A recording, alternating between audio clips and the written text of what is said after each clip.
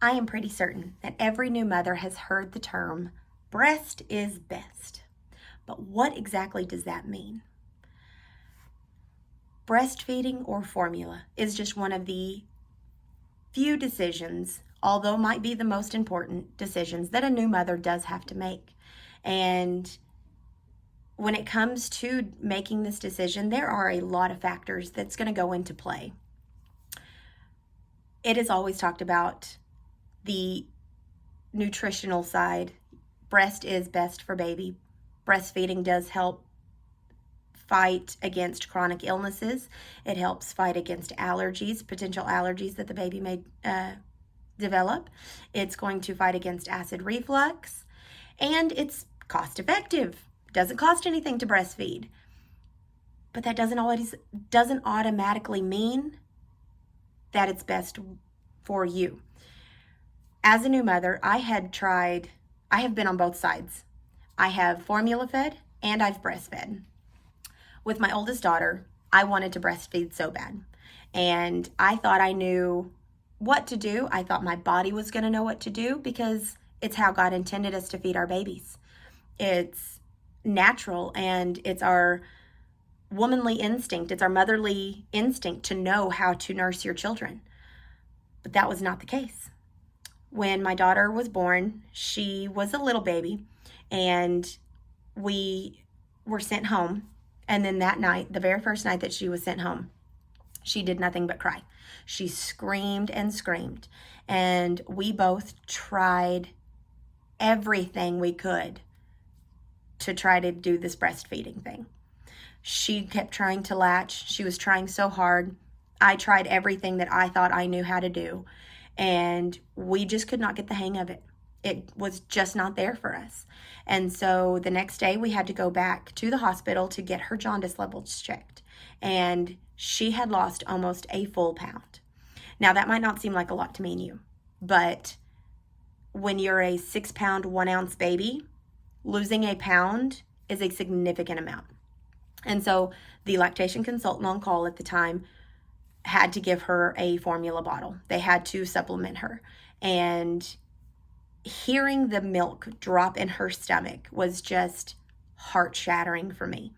I took that very personal because I thought my body had failed me because I could not do what God had intended. I could not breastfeed and nurse my baby.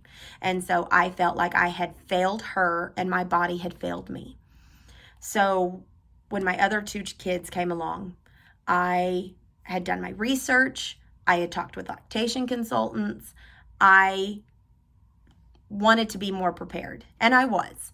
And it was the help of the lactation consultants, though, that showing me different ways and walking me through all of those struggles that helped me succeed in being able to breastfeed my 2 youngest children.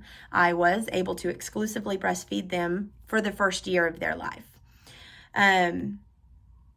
So just because you are able doesn't mean that your body's going to know what to do. Now, breastfeeding is the healthier option for baby. Like I mentioned, it's going to help combat upcoming allergies that the baby may face. It's going to help fight against acid reflux. It could help out with chronic illnesses. And the American Medical Association, the American Academy of Pediatrics, and the World Health Organization all can agree that breastfeeding is best for baby the first 6 months of their life and encouraged to continue through the first year of their life. After the first year, it's a personal preference on if you want to continue. There is no negative medical side of continuing breastfeeding after the age of 1. So you are able to breastfeed as long as your body and child is willing. Again, that's personal preference on how long to do so. If you do have trouble breastfeeding, there are so many areas that are able to help you learn to overcome the struggles that you may face, such as soreness, cracking, bleeding, and not to mention just the mental toll that it takes on the new mother. You got to think whenever you're breastfeeding, Nobody can take over for you. You're the only one that can feed babies. So morning, night, everything is all you. And so that does get mentally exhausting. And that's okay. And I don't think as many people talk about that. Not as many people mention those struggles, and new moms are not prepared for that stuff. So when they have those feelings and those struggles, they feel like they're failing. And that is part of my main reason to wanting to become a lactation consultant, is to help new mothers understand that it's okay and it's normal and it's natural to feel all of these struggles.